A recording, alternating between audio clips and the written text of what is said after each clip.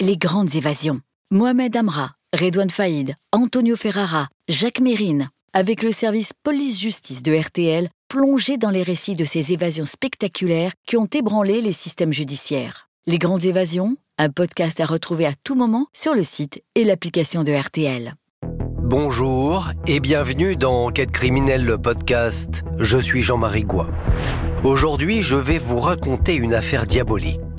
Le 1er novembre 1992, Éric de Vriend est victime d'un accident de la route alors qu'il circule à vélo.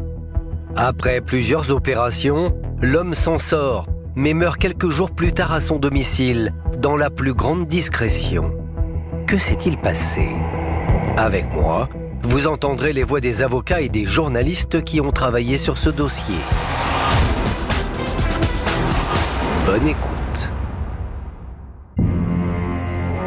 Cap d'Antibes sur la Côte d'Azur, 1er novembre 1992, il est 18h50.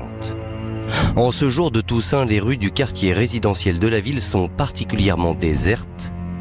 Un cycliste circule tranquillement lorsque soudain, un cycliste est renversé sur une route de nuit. Un voisin va être attiré par le bruit et lorsqu'il sort, il n'y a plus de voiture. La voiture a pris la fuite. C'est là qu'il a constaté qu'il y avait un vélo et un cycliste qui est allongé sur le sol et rien d'autre, aucun véhicule, rien. Le chauffard s'est volatilisé. Le voisin contacte immédiatement les secours pour venir en aide à la victime. L'homme saigne abondamment de la tête. Il est entre la vie et la mort.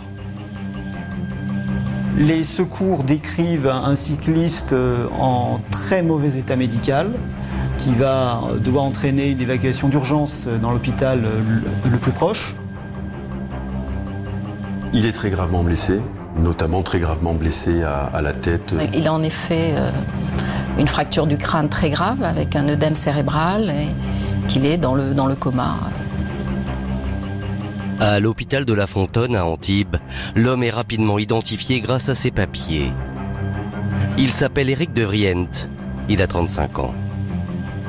Il est conduit au bloc opératoire et subit plusieurs interventions chirurgicales pour fracture du crâne, avec succès. Ses jours ne sont plus en danger. Comme il est d'usage dans ces cas-là, les policiers ouvrent une enquête pour tenter d'identifier le chauffard qui a pris la fuite. Ils se rendent sur le lieu de l'accident, à la recherche du moindre indice. Il y avait eu, lors du constat de la police d'Antibes, des petits bouts de verre du phare de cette voiture qui avaient été retrouvés et mis sous scellé. Chaque phare a un code avec un numéro de série qui donne l'appartenance à la marque du véhicule et à son type de véhicule. Retrouver le numéro de série du phare permettrait de remonter jusqu'au modèle du véhicule qui a percuté Éric de Vriend. Ces éléments sont donc envoyés au laboratoire pour analyse. Les policiers continuent quant à eux leurs recherches en interrogeant le voisinage.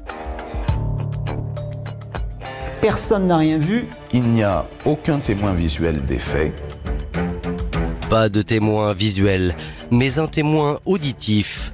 L'homme qui a prévenu les secours a entendu la voiture prendre la fuite.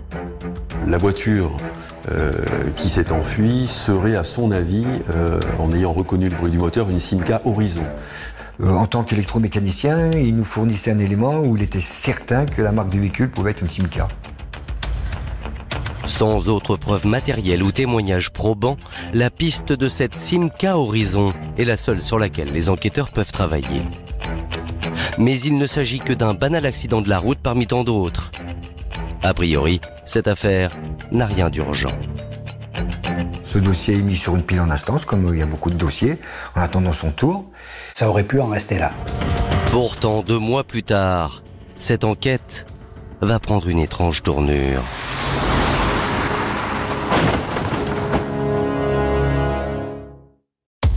« 25 janvier 1993. Une lettre reçue à la brigade accident du commissariat d'Antibes intrigue.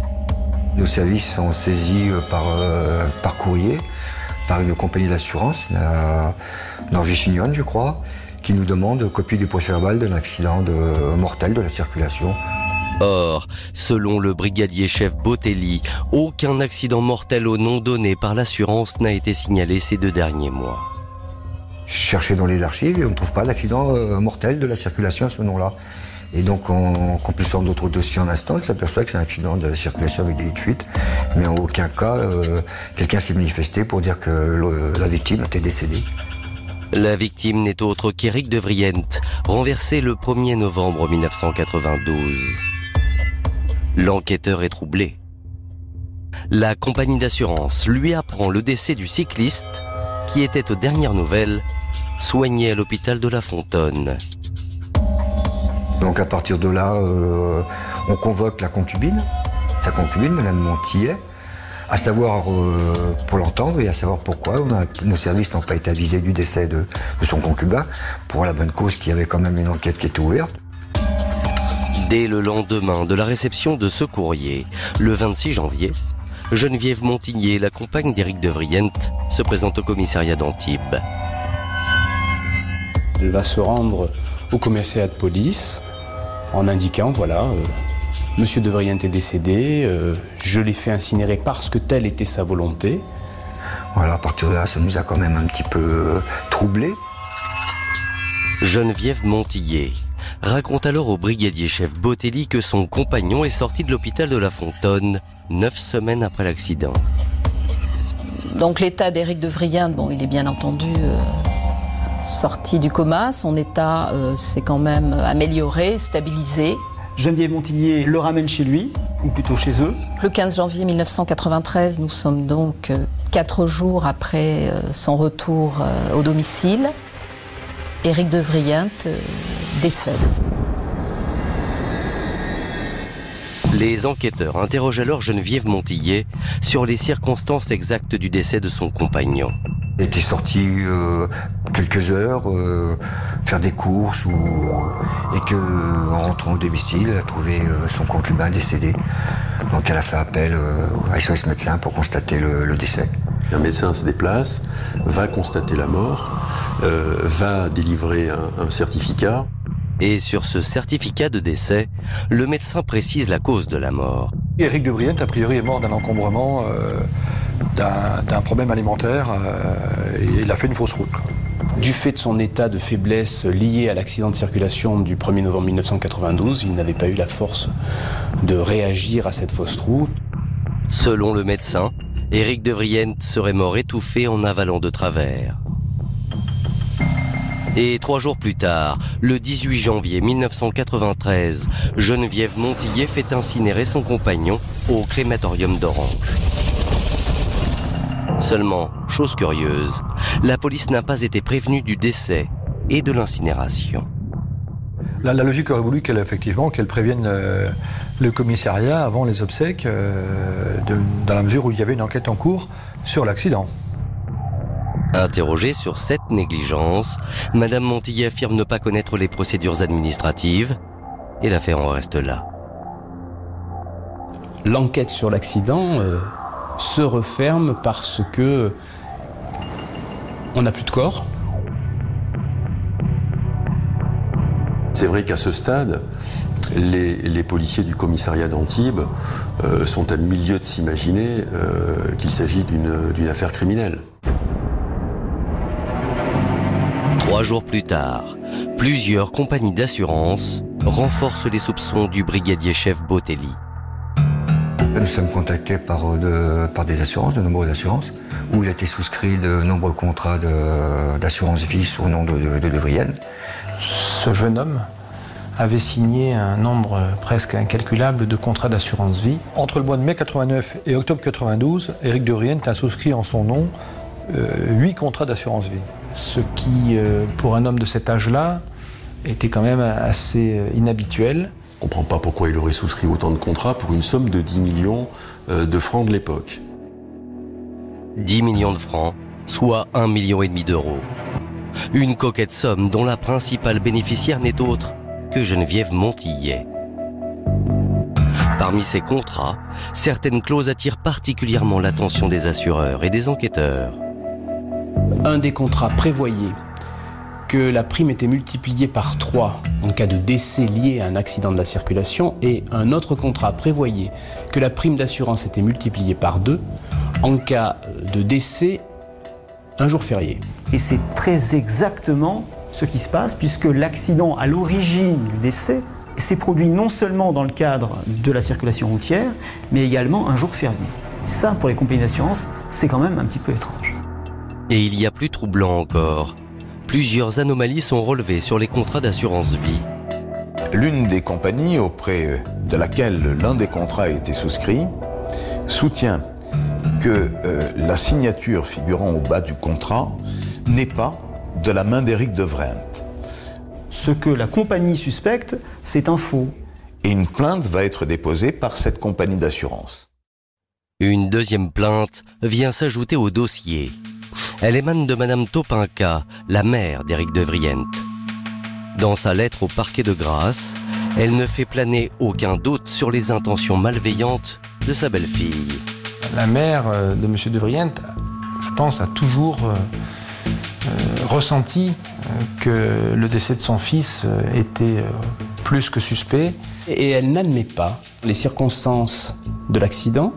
Elle a un doute. Mon fils n'est pas mort comme ça, il a été, c'est probablement sa compagne qui a tenté de le faire assassiner.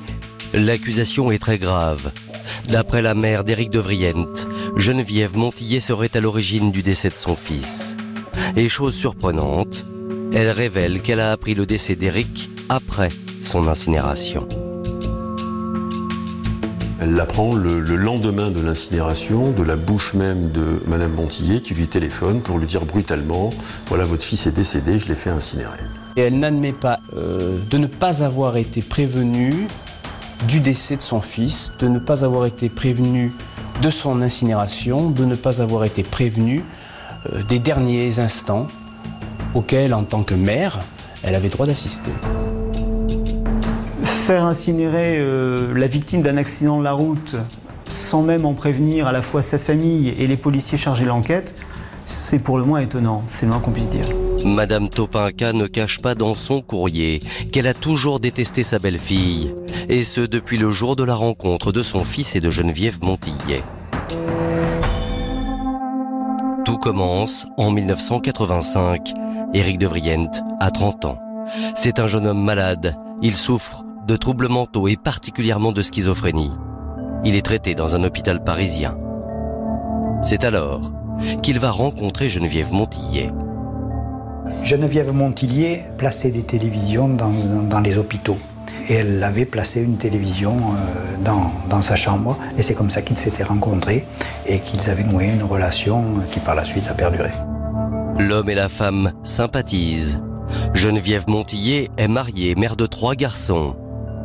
Éric, lui, est célibataire, sans occupation professionnelle pour raison de santé. Il est issu d'une famille bourgeoise qui subvient à ses besoins. Son père était directeur de banque en Asie. Son grand-père avait des brasseries dans l'est de la France, donc il s'était présenté comme ayant des Ferrari. La liaison amicale se transforme en liaison amoureuse.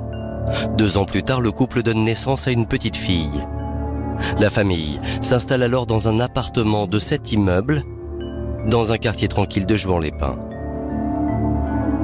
Très vite, Madame Topinka voit cette liaison d'un très mauvais œil, et elle se demande si Geneviève Montillet n'est pas plus intéressée par l'argent de la famille plutôt que par son fils. Alors, quand Madame Topinka écrit à la justice, elle est persuadée que sa belle-fille a tué son fils. La vieille dame porte plainte pour assassinat. Et le 23 février 1993, une information judiciaire est ouverte.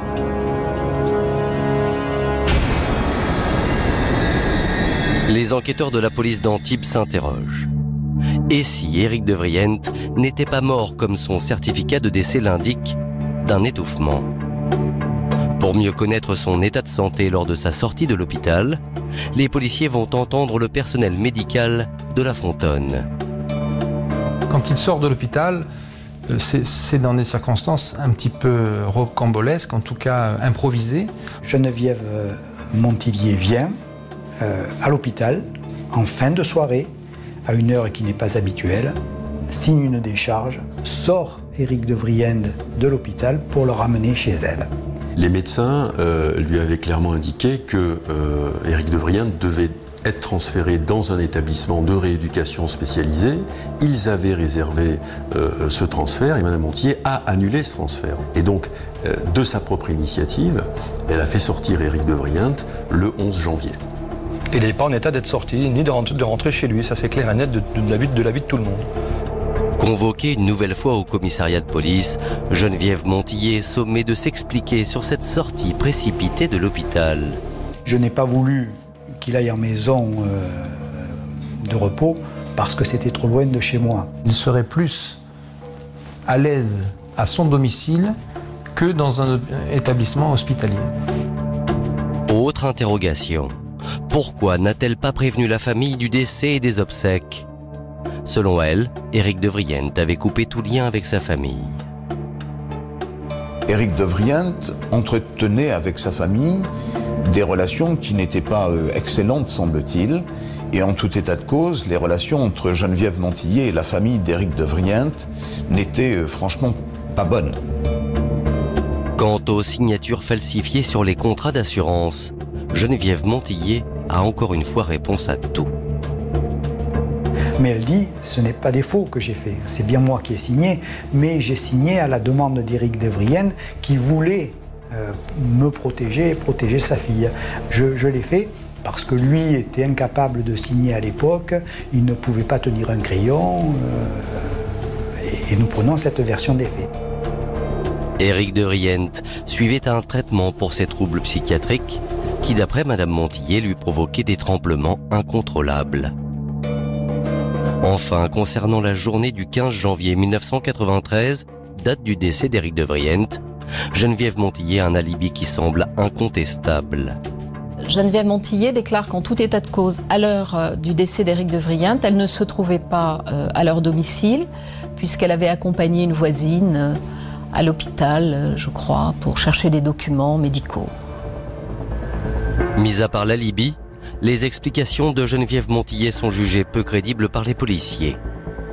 Mais l'enquête s'annonce difficile car rien ne permet pour le moment de la confondre. On a des doutes, on a des soupçons, mais on n'a pas de preuves. On n'a rien. C'est un cauchemar pour n'importe quel enquêteur. C'est un cauchemar parce que la voiture n'a jamais été identifiée. C'est un cauchemar parce qu'il n'y a pas un seul témoin visuel. C'est un cauchemar enfin parce que le corps du défunt a disparu et que donc il n'est plus du tout question de pratiquer la moindre procédure de médecine légale pour découvrir les véritables causes de la mort. Pendant 2 ans, l'enquête piétine. Alors, en mai 1995, les policiers d'Antibes décident de jouer leur va-tout. Ils placent Geneviève Montillet sur écoute téléphonique. L'examen et la retranscription des écoutes téléphoniques ne donnera strictement rien. Aucun indice sérieux, aucune preuve. À ce stade, Geneviève Montillet n'est poursuivie que pour avoir falsifié des contrats d'assurance vie. L'affaire tombe dans l'oubli. Pour envoyer quelqu'un en détention, il faut des preuves et la justice en manquait. L'affaire, on peut dire, en végète, faute d'éléments nouveaux. Et plus personne ne travaille dessus. Le commissariat d'Antibes est passé à autre chose. Ils n'ont pas forcément les moyens, ni les effectifs pour travailler 5 ans sur un accident. Il est vrai qu'entre 1993 et 1998, il ne se passera rien dans le dossier. Pendant près de 5 ans, ce dossier va rester en sommeil jusqu'à ce qu'une nouvelle équipe d'enquêteurs s'y intéresse.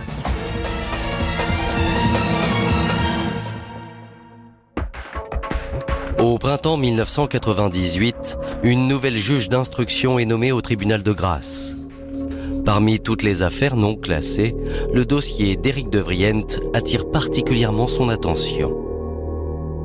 10 millions de francs, un cadavre, c'est un dossier qui peut attiser la sagacité d'un magistrat instructeur.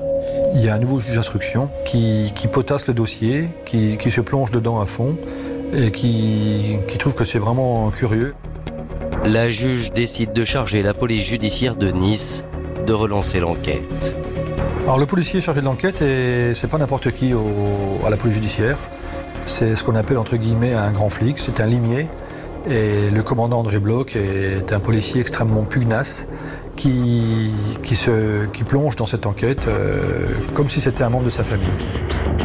Très vite, André Bloch prend les choses en main. Tous les protagonistes de l'affaire sont une nouvelle fois interrogés. Mais 4 d'entre eux en particulier vont être mis sur écoute. Il s'agit de Geneviève Montillet, de son ex-mari René et de leurs fils les jumeaux Fabrice et Valérie, âgés de 23 ans. 4 mois passent et les enquêteurs vont enfin obtenir ce qu'ils cherchaient. Et une écoute téléphonique entre Valérie et son père va convaincre définitivement en juillet 1998 que c'était bien un accident provoqué. Comment ça se passe cette histoire maintenant? Le type que tu avais branché avec ta mère pour qu'il provoque l'accident. Ouais. C'était quelque chose qui nous permettait de comprendre que non seulement le père était au courant, mais que les fils avaient participé à quelque chose que la mère avait programmé. Les enquêteurs font le lien tout de suite avec ce qui s'est passé depuis le 1er novembre 1992. C'est une écoute qui est absolument saisissante. Et puis, il y a une autre écoute téléphonique. Cette fois, René, l'ex-mari de Geneviève Montillet, révèle qu'un de ses fils est impliqué dans le crime et qu'il est depuis rongé par les remords. Il faut qu'il déculpabilise. Ça le poursuit cette affaire, ça le poursuit. Aucune mère ne demande ça à ses enfants. Elle efface tout. Elle ne se culpabilise pour rien. Si un des fils se porte mal, c'est parce qu'il est impliqué directement dans l'accident de la circulation et que cet accident de la circulation n'en est pas un.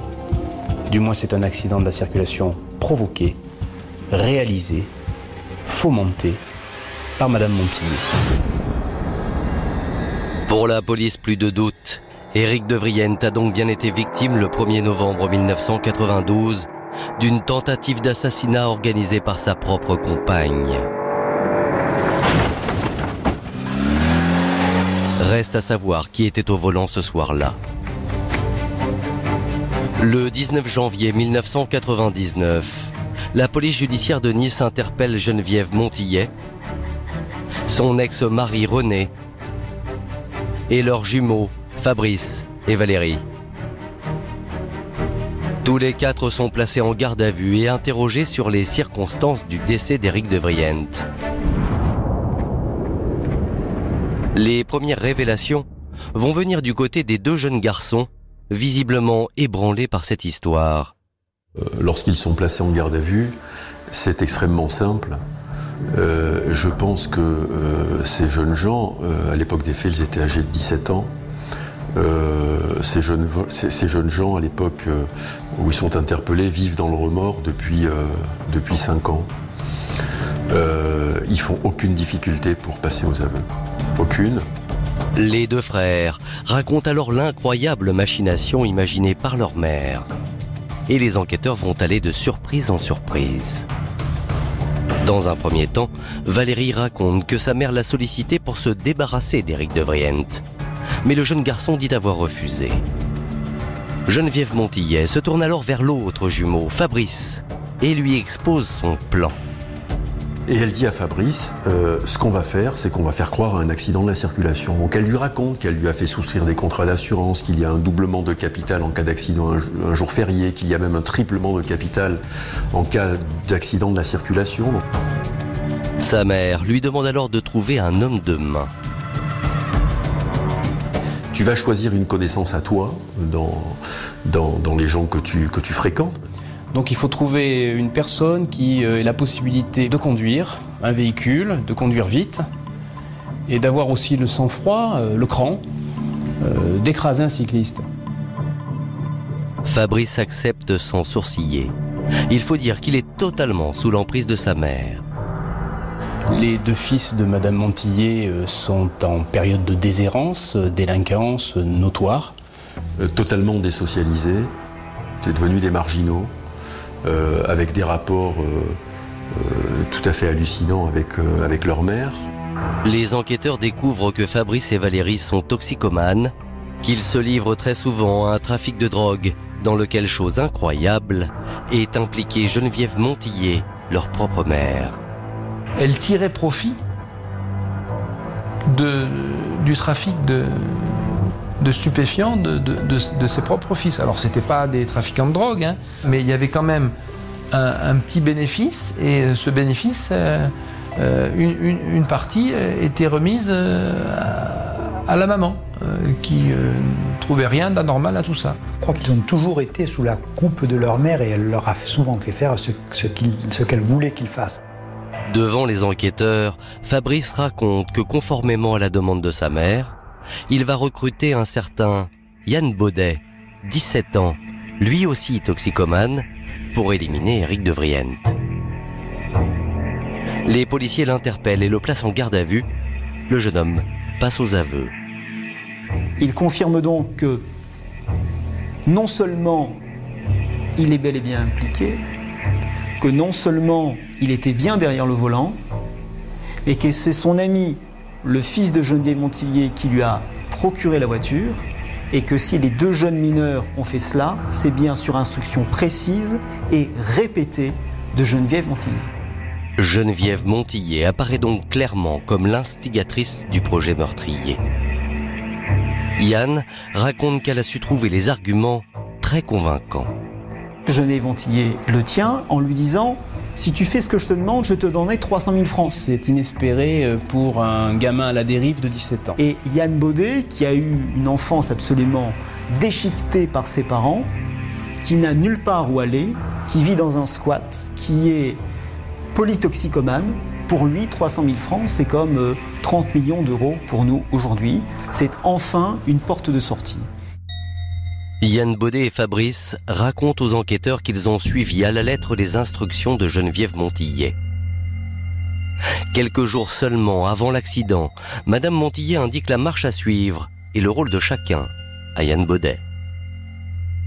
Il fallait que ça se fasse le 1er novembre, parce que lui disait ça rapporte plus d'argent et il fallait que ce soit un accident de la circulation. Il faut l'instrument du crime, c'est la voiture. Donc préalablement, on va voler la voiture. Donc Fabrice est allé voler une voiture, qu'il a fourni cette voiture à Yann Baudet et qu'il s'agit d'une Opel Omega. C'est la première fois que nous savons que la voiture n'est pas une Simca mais une Opel Omega. Le jour J, reste à Geneviève Montillet de convaincre son conjoint Éric de Vriente de sortir faire une balade à vélo. Merci d'avoir écouté la première partie de cet épisode consacré à l'affaire Geneviève Montillet. Dans la seconde partie, vous allez voir qu'un élément va troubler les enquêteurs. Les grandes évasions. Mohamed Amra, Redouane Faïd, Antonio Ferrara, Jacques Mérine, avec le service police-justice de RTL, plongé dans les récits de ces évasions spectaculaires qui ont ébranlé les systèmes judiciaires. Les grandes évasions, un podcast à retrouver à tout moment sur le site et l'application de RTL. Bonjour et bienvenue dans Enquête criminelle, le podcast. Je suis Jean-Marie Goua. Dans la seconde partie de cet épisode consacré à l'affaire Geneviève Montillet, vous allez voir qu'un élément va troubler les enquêteurs. Avec moi, vous entendrez les voix des avocats et des journalistes qui ont travaillé sur ce dossier. Bonne écoute. Le mode opératoire prévu par Geneviève Montillet, c'était « Je vais envoyer Éric de Vriente au Cap d'Antibes ». Il avait un ami qui habitait là-bas. On va convaincre M. de Vriente de prendre son vélo, d'aller voir cet ami. Donc c'était pas quelque chose qu'il avait lui-même prévu, mais Mme Montillet avait prévu de le faire sortir en vélo ce jour-là. Donc il est aux alentours de 17h30 ce 1er novembre. Éric de Vriente quitte son domicile, enfourche son vélo. Et quand il sort avec son vélo, ce qu'il ne sait pas, c'est que Yann est dans la voiture, en train de l'attendre. Yann Baudet s'est garé dans le square juste en face de l'immeuble où vit Éric de Vriente. Quand il voit l'homme sortir de chez lui, il le suit et attend le moment propice, une rue déserte, pour passer à l'action. Le Cap d'Antibes, il y a des dizaines et des dizaines de petites rues, de virages, donc la chose est assez facile.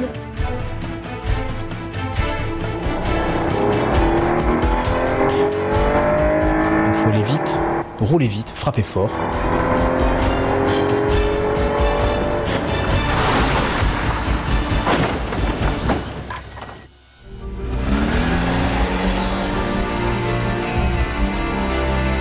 Seulement Yann Baudet prend peur et il ne remplit pas complètement le contrat passé avec Madame Montillet.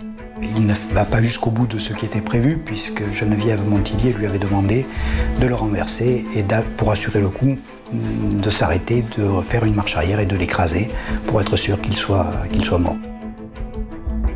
Peu après, Yann Baudet se rend à une cabine téléphonique, compose le numéro de Geneviève Montillet. Celle-ci ne répond pas. C'était le signal convenu pour indiquer que l'opération était terminée. Le véhicule sera abandonné un petit peu plus loin. Les enquêteurs ont enfin le récit heure par heure des événements du 1er novembre 1992. Les auditions de Yann Baudet et de Fabrice concordent parfaitement. Seulement, à les écouter, Geneviève Montillet était furieuse. Son conjoint n'était pas mort comme prévu. Madame Montillet a dû être extrêmement déçue de la mauvaise prestation professionnelle de monsieur Yann Baudet ce 1er novembre 1992. C'est Yann qui raconte aux enquêteurs que Éric de Vriente n'étant pas décédé suite à l'accident du 1er novembre, elle lui a demandé, selon son expression, de finir le travail. Là, le travail est mal fait, donc il faut assurer le service après-vente. Il n'est pas mort un jour férié. Il se trouve à l'hôpital avec peut-être l'idée saugrenue de se réveiller et de dire au service de police qu'il a des soupçons lui-même. Selon les trois jeunes hommes, Geneviève Montillet s'acharne et met au point un nouveau stratagème qui implique Yann Baudet. Et elle entraîne le jeune homme, le mineur, à l'hôpital, jusque dans la chambre d'Éric de Vriente, en lui disant « Regarde, voilà une seringue, et tu vas injecter une bulle d'air dans la perfusion afin qu'il meure d'un arrêt cardiaque. » Un arrêt cardiaque, c'est des choses qui arrivent dans un hôpital, donc là on était encore dans une mort naturelle. Seulement Éric de Vriente est dans le coma, mais il a les yeux ouverts, et cela effraie Yann Baudet. C'est parce qu'il a les yeux ouverts qu'il ne peut pas aller jusqu'à mettre à exécution la finition de son œuvre. Alors, devant le refus de Yann Baudet, Geneviève Montillet improvise. Elle lui demande de sortir dans le couloir pour faire le guet. Geneviève Montillet, elle, passe à l'action, mais elle échoue. Ils attendent de longues minutes, mais rien ne se passe.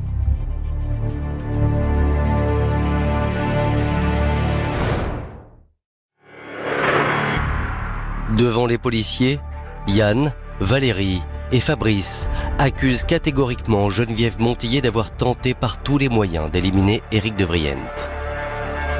Du coup, face à ces témoignages accablants, Madame Montillet passe à son tour aux aveux. Oui, elle a commandité. Oui, elle a préparé.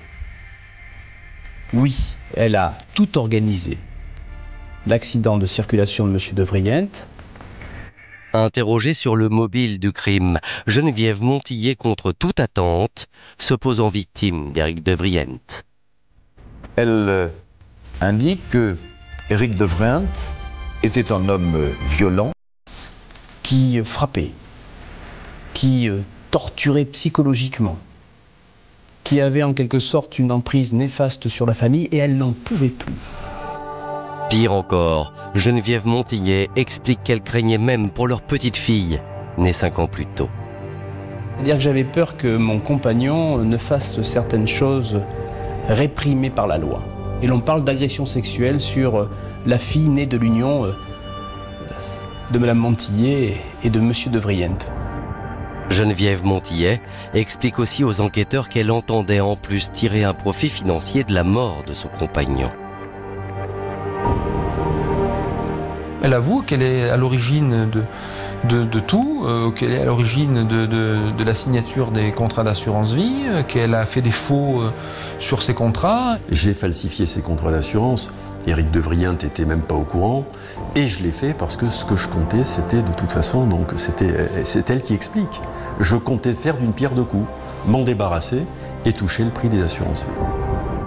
Mais après vérification, les enquêteurs découvriront qu'aucune main courante, aucun certificat médical ne viendront corroborer les accusations de Geneviève Montillet à l'égard de son conjoint. Il n'a jamais été violent avec elle. Si Geneviève Montillet affiche sans scrupule aux policiers son projet meurtrier, maquillé en accident, elle nie en revanche toute autre accusation. Durant la garde à vue, Geneviève Montillet, alors qu'elle reconnaît avoir eu une participation dans l'accident du 1er novembre 1992, réfute totalement ces accusations de Yann Baudet sur les bulles d'air dans la perfusion d'Éric de Vriant. Des déclarations qui ne conviennent pas aux enquêteurs. Pour eux, il ne fait aucun doute que Geneviève Montillet est bien à l'origine du décès d'Éric de Vriant. De toute façon, vu qu'il y a eu plusieurs tentatives d'assassinat, maintenant il est clair pour les enquêteurs que la mort d'Éric de Vriant n'est pas accidentelle. Ils ont la conviction qu'Éric de Vriant était assassiné à son domicile par Geneviève Montillet. On affirme que le 15 janvier 1993, c'est un assassinat. Seul problème, ce jour-là, Geneviève Montillet a un solide alibi.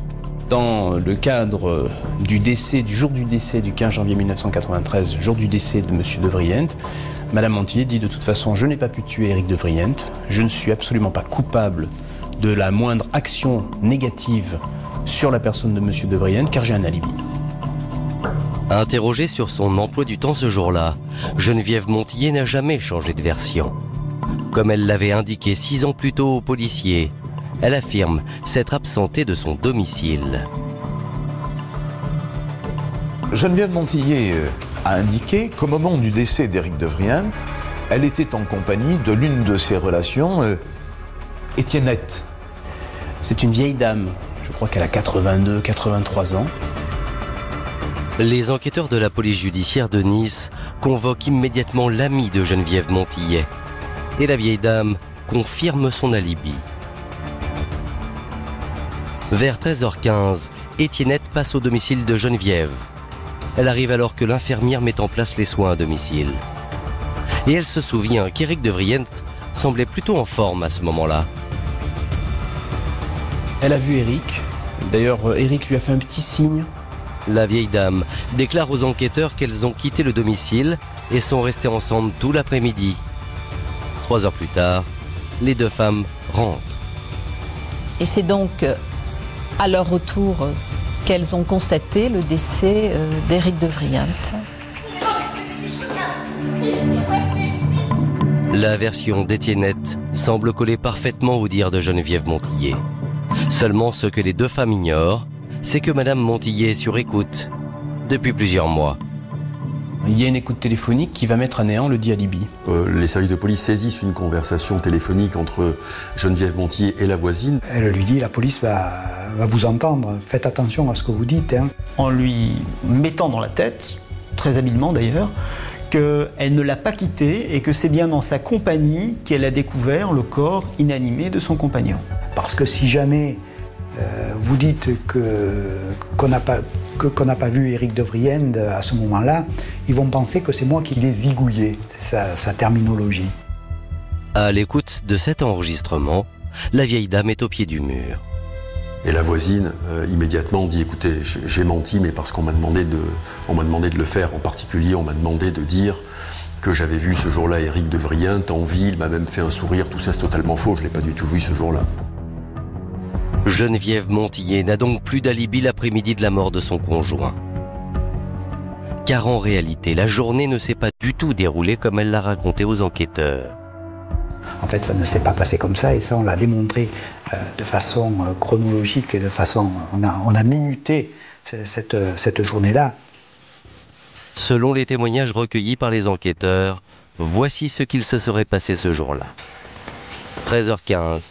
Alors qu'une infirmière est venue mettre en place l'hospitalisation à domicile, Geneviève prétend avoir rendez-vous à l'hôpital. Et l'infirmière s'en étonne. Elle ne comprend pas pourquoi Geneviève Montillet s'en va à ce moment-là, parce qu'elle avait relativement besoin d'elle pour préparer les documents de l'hospitalisation à domicile. L'infirmière a été interrogée. Elle apporte une information qui va s'avérer cruciale par la suite. Un des fils de Geneviève, Valérie, est dans la cuisine. Geneviève, de son côté, va chercher Étiennette chez elle. Donc la vieille dame n'est jamais entrée chez Éric de Vrienne ce jour-là. Il ne lui a jamais fait signe, elle ne l'a jamais vu vivant le 15 janvier. 13h30. Une fois à l'hôpital, les deux femmes se séparent. Étiennette rend visite à son mari hospitalisé et Geneviève Montillet prétend se rendre dans un service administratif. Les deux femmes se donnent rendez-vous vers 17h pour rentrer ensemble. 14h15. L'infirmière quitte le domicile, laissant Éric de Vrienne en compagnie de Valérie. 17h. Étiennette est au point de rendez-vous à l'hôpital comme prévu. Elle attend Geneviève Montillet en vain. Et en fait, quand au bout d'un moment, dans la fin de l'après-midi, elle s'aperçoit que Geneviève Montillet n'y est plus, et elle rentre chez elle sans avoir vu Geneviève Montillet. Alors, pourquoi Geneviève Montillet n'était pas au rendez-vous avec Étiennette?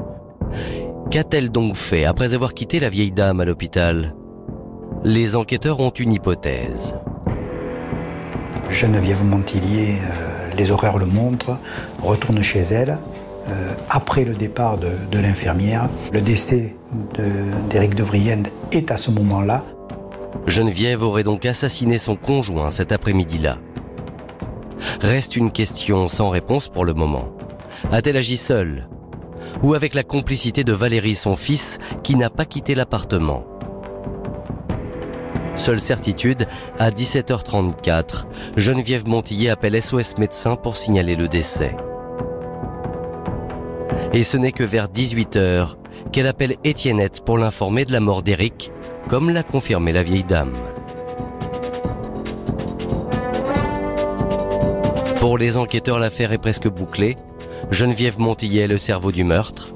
Yann Baudet, l'homme de main. Fabrice et Valérie seraient les complices. Et ils ne vont pas tarder à faire de nouvelles révélations fracassantes à propos de leur mère.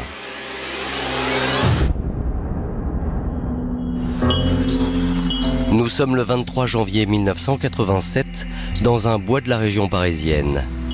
6 ans avant la mort d'Éric de Vrienne, Fabrice et Valérie n'ont que 11 ans. Et déjà, leur mère leur a confié une mission bien particulière.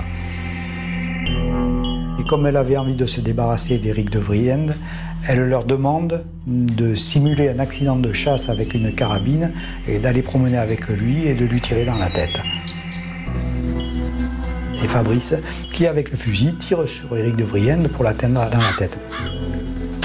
Éric de Vrienne n'est que légèrement blessé. Il sera hospitalisé, il n'y aura pas de plainte de M. de Vrienne, on mettra ça peut-être sur une maladresse d'un enfant. Geneviève Montillet apparaît aux yeux des enquêteurs comme une femme machiavélique, prête à tout pour parvenir à ses fins. Et c'est René, son ex-mari, qui devant les policiers va porter la touche finale à ce portrait diabolique. Il raconte qu'en 1985, Geneviève Montillet a tenté de recruter un chômeur pour qu'il le tue. Mais qu'au dernier moment, l'homme a paniqué et a prévenu la police.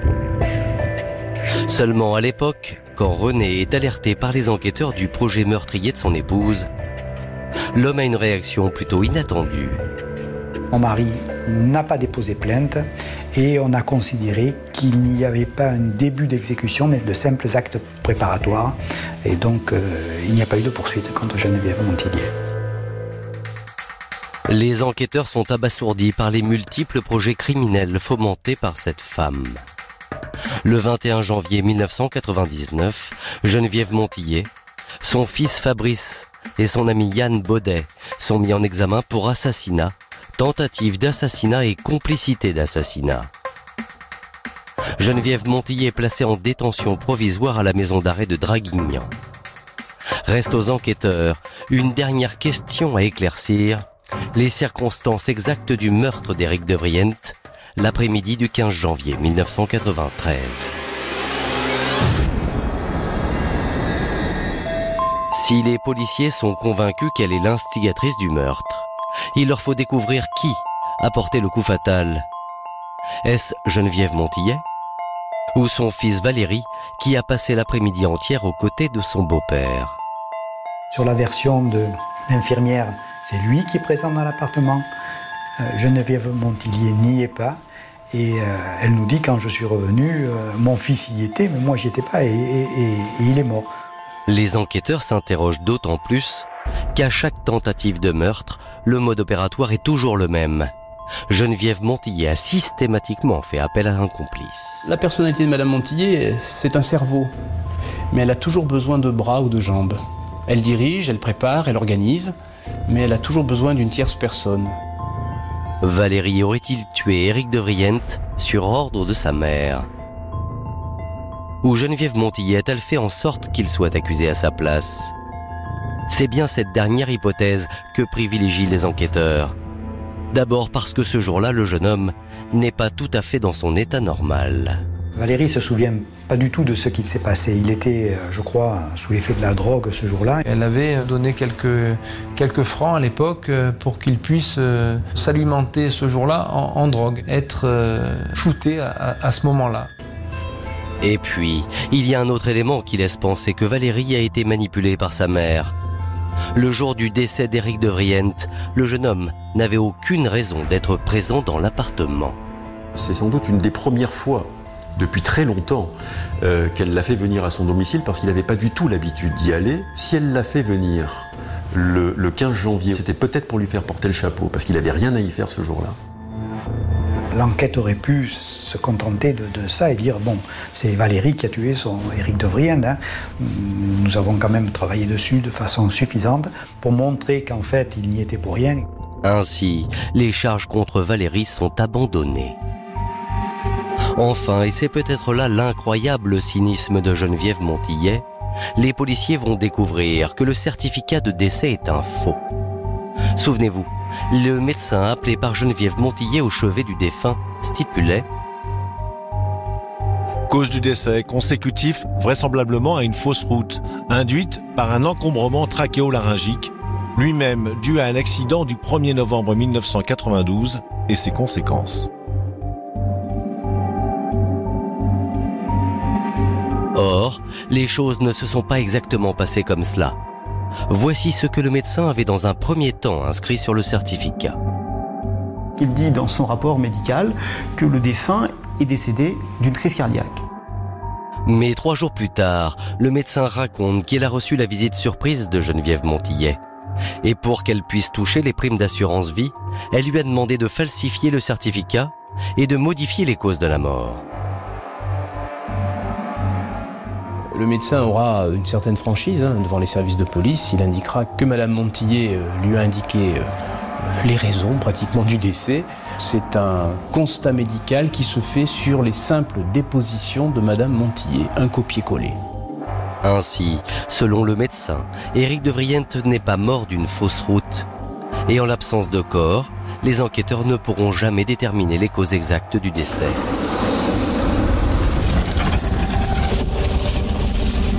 Un léger mystère demeure sur cette partie précise du dossier. Car la cause précise, exacte du décès d'Éric de Vriente, on ne la connaîtra jamais. Faux en écriture, manipulation, de multiples tentatives de meurtre prémédité, Geneviève Montillier est acculée. Alors, dans un ultime sursaut, elle revient sur ses aveux.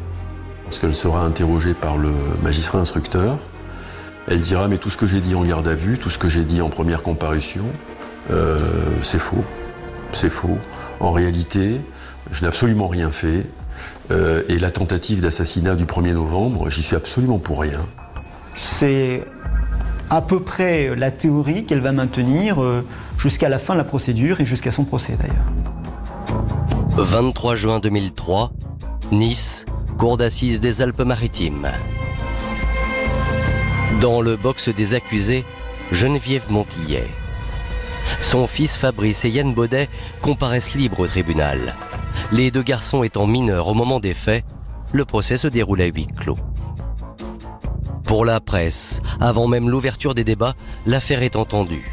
Les journaux la surnomment même la diabolique d'Antibes. Il est sûr qu'au début de l'audience de la cour d'assises, le climat est lourd, le dossier est sale. La personnalité de Madame Montillier est détestable. C'est la chronique d'une condamnation annoncée. Pour la défense de Geneviève Montillet, la tâche s'annonce difficile. Premier argument avancé, l'absence totale d'éléments matériels dans le dossier. Très sincèrement, il y avait matière à plaider, matière à se défendre sur l'assassinat ou la tentative d'assassinat à l'hôpital, parce que là, mis à part des déclarations, les éléments objectifs n'étaient pas nombreux. Un argument qui ne fait pas long feu dans la cour d'assises. Mais seule contre tous, Geneviève Montillet ne s'avoue pas vaincue. Elle ne recule devant rien. C'est-à-dire, je suis une victime, c'est moi qu'on a manipulé, mes enfants sont ceux qui ont organisé la mort d'Éric de Vriende. On a assisté à ça devant la cour d'assises, c'est-à-dire une mère qui dit à ses enfants « Mais pourquoi vous avez fait ça ?» Elle a maintenu sa thèse selon laquelle c'était Fabrice qui avait tout manigancé. Et ça, croyez-moi, il a répondu avec force que cela n'était pas vrai. Dans la salle d'audience, personne ne la croit. Pourtant, Geneviève Montillet s'obstine. Une attitude qui, au fil des jours, va la desservir. Elle s'est enfoncée en permanence avec une défense complètement ridicule de négation d'évidence. Vous avez une glace qui sépare les avocats de la défense de l'accusé. Elle passera les journées d'audience à taper sur cette vitre pour que ses conseils se retournent. Allant jusqu'à les interrompre pour donner des petites précisions sur des points de détail. Comme elle a pu en quelque sorte contrôler Yann Baudet, comme elle a pu contrôler son fils et même son premier mari, je pense qu'elle a imaginé qu'elle pouvait contrôler également la cour d'assises. Seulement cette fois-ci, Geneviève Montillet ne contrôle personne. Sa véritable personnalité éclate et les jurés ne sont pas dupes. Elle a convaincu personne ou alors elle a convaincu tout le monde. Elle a convaincu tout le monde de sa culpabilité. Elle a convaincu tout le monde de son caractère vénal, de son cynisme et de sa légèreté par rapport à la vie humaine. Rien ne l'émeut, je ne parle même pas d'Éric de Vriende évidemment, mais rien ne l'émeut, rien. Alors qu'en réalité, autour d'elle, c'est un véritable désastre. Le verdict n'étonne personne. Geneviève Montillet est condamnée à 25 ans de réclusion criminelle. Yann Baudet et Fabrice sont eux condamnés à 5 années. Le fils de Madame Montillet se montre soulagé du verdict. Il était quand même heureux que tout soit dit devant des magistrats et des jurés capables finalement de faire le tri entre le mensonge de l'une et les vérités des autres. Le sort des deux jeunes hommes a ému les jurés qui ont été plutôt cléments avec eux. Même la propre mère d'Éric de Vriende, Madame Topinka, a été touchée par leur histoire. Quand je suis arrivée lundi au tribunal, je ne parle pas de Madame Montillet, qui est un monstre, mais j'en voulais aux enfants. Et aujourd'hui, je suis désolée pour eux. Les fils de Madame Montillet, Valérie et Fabrice, qui ont définitivement coupé les ponts avec leur mère, ont repris le cours d'une vie normale. Yann Baudet a depuis été impliqué dans une autre affaire criminelle. En 2007, il a été reconnu coupable de l'assassinat de son propre père et condamné à une peine de 25 ans incompressible. Quant à Geneviève Montillet, après 11 années d'incarcération à la prison de Rennes, elle est décédée des suites d'une longue maladie.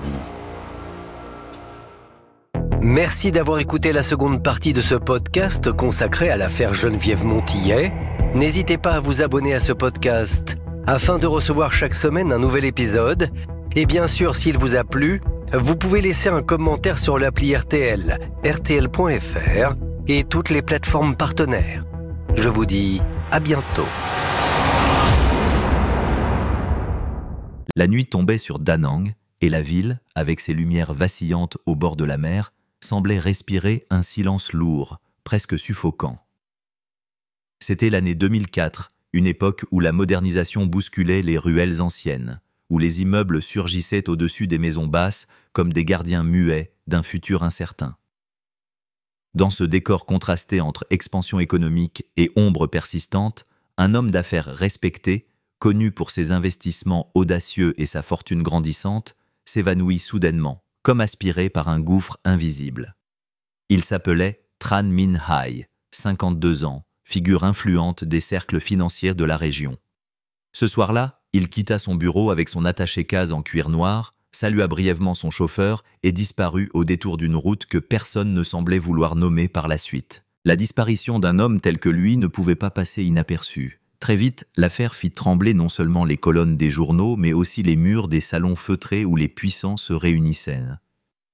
On murmurait que Hai avait des ennemis tapis dans l'ombre, des dettes camouflées sous des contrats brillants, ou encore des relations inavouables avec des réseaux obscurs. La rumeur courait plus vite que la police, et dans une ville comme Da Nang, où chaque regard derrière une fenêtre pouvait cacher un témoin silencieux, le mystère devenait presque palpable. Lorsque la police fut appelée, les enquêteurs trouvèrent d'abord une absence plus criante que n'importe quelle preuve.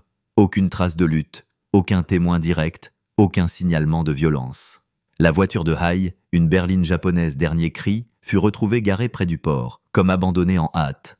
À l'intérieur, le siège conducteur était repoussé en arrière, la clé encore dans le contact, mais l'homme avait disparu. Plus étrange encore. Dans la boîte à gants, on découvrit des documents déchirés, mais aucun n'offrait de piste claire. C'était comme si quelqu'un avait effacé méthodiquement chaque indice, laissant derrière lui une scène aseptisée, stérile, un théâtre vide après une représentation interdite. Les enquêteurs se penchèrent sur la vie de l'homme d'affaires. Ils découvrirent un individu à la fois admiré et craint, généreux en apparence mais mystérieux dans ses relations. Ses associés parlaient d'un patron visionnaire, mais aussi d'un joueur imprudent, attiré par les risques extrêmes, parfois plus proche de la roulette russe que des calculs financiers. Sa famille, quant à elle, offrait l'image d'un clan respectable, une épouse discrète, 2 enfants envoyés étudier à l'étranger, et une maison somptueuse où le silence s'était transformé en tombeau après sa disparition. Chaque portrait semblait contradictoire, chaque témoignage portait une ombre. Qui était vraiment Tran Minh Hai? Et quel secret l'avait conduit à s'effacer du monde comme une silhouette avalée par les flots sombres du port? La presse s'empara de l'affaire, titrant des phrases qui frappaient l'opinion publique. Un mania s'évapore à Da Nang, la ville côtière secouée par un mystère digne d'un roman noir. Mais derrière ces mots tapageurs, la réalité avançait à pas lents, lourds, comme une enquête embourbée dans le sable. Car plus les policiers fouillaient, plus ils semblaient s'égarer dans un labyrinthe de mensonges et de non-dits. Un détail, pourtant, échappa à la frénésie médiatique mais hanta l'esprit d'un jeune inspecteur obstiné, nommé Nguyen Phuc. C'était une simple déchirure, un morceau de papier plié en 4 retrouvé sous le tapis du coffre de la voiture. Ce fragment, arraché d'une carte ancienne, semblait insignifiant. Les supérieurs de Phuc le jugèrent sans intérêt, le classèrent parmi les objets perdus dans l'amas des preuves confuses. Mais lui, comme guidé par une intuition sourde, ne put s'empêcher de le conserver, comme si ce papier mutilé contenait une vérité prête à resurgir. Les jours devinrent des semaines, et chaque piste se dissolvait comme du sel dans l'eau. On parla de fuite volontaire, de meurtre commandité, d'enlèvement pour rançon. Pourtant, aucune demande, aucun message, aucun signe de vie ne vint jamais. Plus le temps passait, plus l'affaire se transformait en fantôme, et plus le nom de Tran Minh Hai devenait une légende urbaine, un mystère raconté à voix basse dans les cafés, un avertissement aux ambitieux. Mais au milieu de ce silence croissant, le fragment de carte demeurait. Phuc commença à le contempler comme un oracle muet, essayant de comprendre à quelle image déchirée il pouvait appartenir. Il y distinguait les contours d'une route côtière, des chiffres illisibles griffonnés à la main, peut-être une date ou une coordonnée. Ce n'était rien, et pourtant c'était tout. Car parfois, dans les affaires criminelles les plus opaques, ce sont les traces les plus fragiles qui ouvrent les portes les plus closes. Ainsi débuta, dans l'ombre, une enquête parallèle, une quête obstinée où un simple papier arraché pouvait devenir le fil d'Ariane menant au cœur du labyrinthe. Une quête qui allait révéler non seulement ce qui était arrivé à l'homme d'affaires de Da Nang, mais aussi les vérités enfouies sous les apparences, les pactes silencieux et les trahisons soigneusement maquillées. Le mystère n'avait fait que commencer, et déjà il s'épaississait comme un brouillard marin, enveloppant la ville d'une tension que même la lumière du jour ne pouvait dissiper. La nuit avançait, et dans le silence pesant des bureaux de la police, l'inspecteur Nguyen Phuc s'accrochait obstinément à ce fragment de carte comme un naufragé à une planche de bois. Ses collègues le regardaient avec une forme de condescendance mêlée de lassitude. Pour eux, l'affaire Tran Minh Hai était déjà vouée à l'oubli, un dossier destiné à dormir dans les archives poussiéreuses, classé parmi ces disparitions inexpliquées qui alimentent les conversations mais jamais la justice. Pourtant, Phuc sentait que cette pièce déchirée n'était pas un hasard. Dans son esprit, elle devenait un murmure, une trace laissée par celui qui avait disparu ou par celui qui avait orchestré sa disparition, un message silencieux perdu dans les plis du papier. Il commença à recouper ce fragment avec de vieilles cartes de la région, fouillant les archives municipales, interrogeant des cartographes oubliés, étudiant des relevés topographiques comme si le moindre relief pouvait trahir un secret. Sur la portion de papier, un trait rouge, à moitié effacé, semblait indiquer un itinéraire le long de la côte. Ce détail, insignifiant pour les autres, éveillait en lui une obsession. Pourquoi conserver une carte déchirée à l'intérieur d'une voiture soigneusement vidée de tout autre indice ? C'était comme un éclat de verre oublié dans une pièce méticuleusement nettoyée après un crime, la faille dans la perfection du mensonge. En parallèle, l'inspecteur plongea dans la vie personnelle de l'homme d'affaires. Tran Minh Hai était un personnage paradoxal, philanthrope reconnu, mais aussi spéculateur sans scrupules. Dans les années 1990, il avait investi dans des chantiers portuaires, des hôtels luxueux et même des terrains litigieux où des familles modestes avaient été expulsées.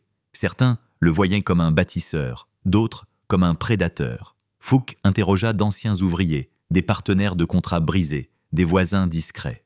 Les témoignages convergeaient vers une image trouble. Hai était respecté mais rarement aimé, et derrière chaque poignée de main chaleureuse, il laissait une rancune ou une cicatrice. Un détail frappa particulièrement l'inspecteur. Dans les jours précédant sa disparition, Hai aurait eu plusieurs rendez-vous nocturnes avec des interlocuteurs mystérieux, toujours près du port ou dans des cafés discrets au bord du fleuve Han. Ces rencontres n'apparaissaient dans aucun agenda officiel, mais certains serveurs se souvenaient de son visage grave, de son air préoccupé, comme si une menace invisible planait au-dessus de lui. Un témoin évoqua même une scène étrange. Hai, penché sur une feuille froissée, griffonnant des chiffres puis la déchirant en morceaux avant de quitter précipitamment l'endroit. Ce témoignage, jusque-là jugé sans importance, résonna soudain comme une confirmation. Et si le fragment de carte retrouvé dans la voiture était le reste de ce document? L'enquête prit alors une tournure plus intime, presque psychologique. Phuc se mit à reconstruire non pas les faits visibles, mais l'état d'esprit de la victime. Qu'est-ce qui pousse un homme puissant à manipuler des cartes, à cacher des repères, à laisser derrière lui un puzzle incomplet?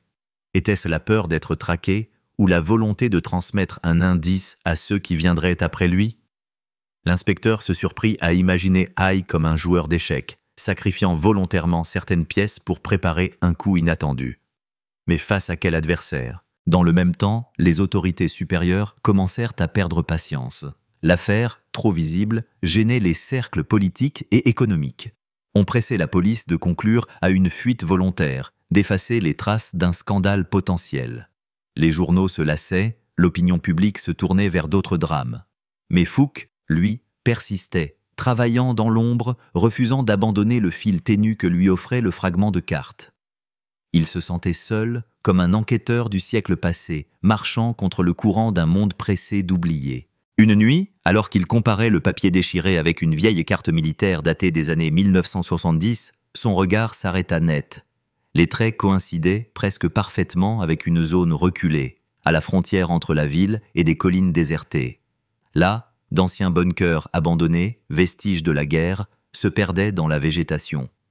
Ce lieu n'apparaissait plus sur les plans récents, comme si la mémoire collective l'avait effacé, mais le fragment semblait pointer vers cet endroit oublié. Était-ce un hasard ou bien la clé du mystère? Phuc décida de se rendre sur place, seul, sans avertir sa hiérarchie. La route était sinueuse, bordée de silence, et chaque virage semblait avaler la lumière des phares comme si la nuit elle-même voulait l'engloutir. Arrivé devant les bunkers, il sentit une odeur d'humidité et de rouille. Les murs tagués portaient des inscriptions effacées, les portes en fer grinçaient sous la pression du vent, rien n'indiquait la présence humaine récente. Pourtant, en explorant plus profondément, il découvrit des traces discrètes, des mégots encore frais, une bouteille en plastique abandonnée, des empreintes de pas dans la poussière. Quelqu'un avait été là, récemment. Et puis, au détour d'un couloir sombre, il trouva un objet qui fit battre son cœur plus vite, un morceau de tissu froissé, taché d'une goutte brunâtre. Était-ce du sang séché ou simplement de la rouille? Impossible à dire dans la pénombre, mais pour lui, c'était une confirmation.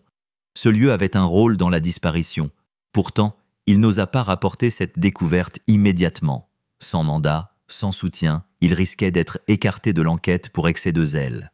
Il décida donc de garder le secret comme on garde une flamme fragile à l'abri du vent. De retour chez lui, il étala ses notes, ses cartes, ses photos. Le puzzle prenait forme, mais chaque pièce posée faisait naître de nouvelles questions. Pourquoi un homme d'affaires prospère se serait-il aventuré dans un endroit aussi reculé? Qui pouvait l'y attirer? Et surtout, pourquoi cette carte déchirée avait-elle été laissée comme une énigme volontaire, presque comme une invitation à suivre une piste interdite? Peu à peu, l'affaire cessait d'être seulement celle d'une disparition. Elle devenait une confrontation intime entre un enquêteur obstiné et une vérité enfouie que beaucoup voulaient taire. Le mystère se densifiait, et dans le silence de la nuit, Fouque commença à ressentir cette impression étrange et obsédante qu'il n'était plus simplement celui qui cherchait la vérité, mais celui vers qui la vérité elle-même avançait, comme une ombre prête à l'engloutir. Les jours suivants furent marqués par une tension sourde, presque imperceptible, mais que l'inspecteur Nguyen Phuc ressentait dans chaque geste, chaque regard. Il avait l'impression que l'affaire, jusque-là figée dans une immobilité glaciale, venait de se remettre en mouvement, comme un pendule relancé après des années d'arrêt. Pourtant, cette relance n'apportait pas seulement de l'espoir, elle apportait aussi la crainte. Car fouiller des zones oubliées, réveiller des traces qu'on croyait ensevelies, c'était comme déranger les fantômes d'un passé que beaucoup auraient préféré maintenir dans l'ombre. Phuc retourna discrètement sur les lieux des bunkers, cette fois en plein jour, muni d'un appareil photo et d'un carnet de notes. Il observa chaque détail avec une minutie presque obsessionnelle. Les empreintes dans la poussière avaient déjà été brouillées par le vent, mais il remarqua une inscription gravée dans le béton, à moitié effacée, un nom ou un code, difficile à lire, mais qui ressemblait à une initiale suivie de chiffres. Était-ce une marque laissée volontairement ou le hasard? Dans une enquête, il savait que le hasard n'était jamais vraiment innocent. En interrogeant de vieux habitants des collines voisines, il apprit que certains bunkers avaient été réutilisés après la guerre comme dépôts clandestins, lieux de contrebande ou refuges temporaires pour des affaires louches. Les années 1990 avaient vu se multiplier les transactions opaques dans ces lieux oubliés. Armes, drogues, mais aussi documents et archives volées. Cette révélation résonna comme un écho. Si Hai avait fréquenté cet endroit, c'était peut-être non pas pour se cacher, mais pour rencontrer quelqu'un, conclure un accord ou dissimuler une preuve compromettante. En recoupant les témoignages, Phuc entendit parler d'un nom qui revenait souvent dans les murmures. Lee Kwang-ho, ancien partenaire d'affaires de Hai, connu pour ses méthodes brutales et ses réseaux douteux. Officiellement, Ho avait disparu de la scène économique depuis des années, mais certains assuraient qu'il gérait encore, depuis l'ombre, des opérations illicites liées au port. La rivalité entre les deux hommes était ancienne, alimentée par des différends financiers jamais réglés. Et soudain, une hypothèse se dessinait. Et si la disparition de Hai n'était pas le fruit d'un hasard, mais l'aboutissement d'un conflit ancien, d'une vengeance ourdie patiemment dans l'ombre? Un soir, en consultant encore une fois le fragment de carte, l'inspecteur remarqua un détail qu'il n'avait pas vu auparavant. Une annotation minuscule, presque effacée, KM12. Intrigué, il parcourut la route côtière indiquée, et à 12 km du centre de Da Nang, il trouva une bifurcation menant à une zone industrielle semi-abandonnée. Là, parmi les entrepôts vides et les containers rouillés, il repéra une berline noire garée en retrait.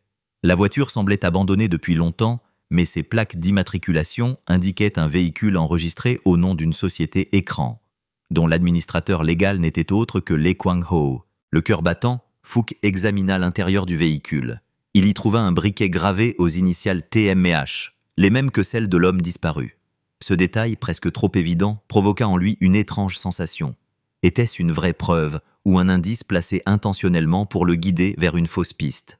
Dans le monde des affaires criminelles, rien n'était jamais innocent. Et parfois les pièges les plus dangereux étaient justement ceux qui paraissaient trop faciles à déchiffrer. La nuit suivante, il crut être suivi. Une moto, à distance, semblait reproduire ses trajets. Chaque fois qu'il accélérait, elle ralentissait. Chaque fois qu'il s'arrêtait, elle disparaissait dans l'ombre.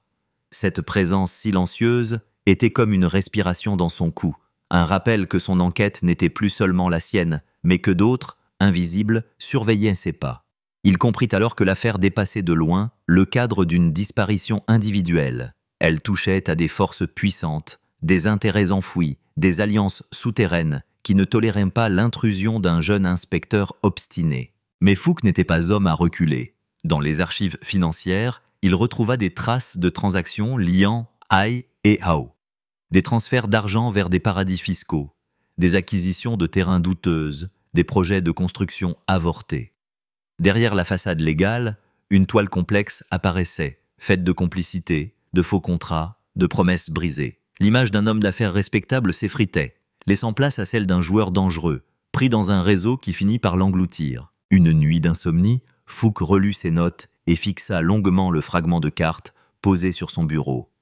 Plus il l'observait, plus il avait la conviction que ce morceau de papier n'était pas seulement une indication géographique, mais une métaphore, une vérité déchirée, fragmentée, qu'il fallait reconstituer pièce par pièce. Et dans cette reconstruction, il ne s'agissait plus seulement de retrouver un corps ou d'expliquer une disparition, mais de révéler une mécanique invisible où le pouvoir, la peur et la trahison s'entrelaçaient. Au matin, il reçut un appel anonyme. Une voix déformée, grave, lui souffla simplement. « Cherchez le coffre, pas la voiture. La vérité est enfouie sous la route, pas au-dessus. » Puis la ligne se coupa. Cette phrase mystérieuse fit jaillir une image dans son esprit. Un coffre enterré, peut-être caché sous les entrepôts, peut-être lié à la fameuse carte. Si tel était le cas, alors l'affaire n'avait encore révélé que sa surface, et le véritable secret gisait sous terre, comme un cadavre dans une tombe que personne n'avait osé ouvrir. Fouque sentit alors que le point de bascule approchait. Soit il avançait, quitte à franchir une limite dangereuse, soit il abandonnait, laissant le mystère s'éteindre dans l'oubli. Mais au fond de lui, il savait déjà qu'il ne pouvait pas reculer.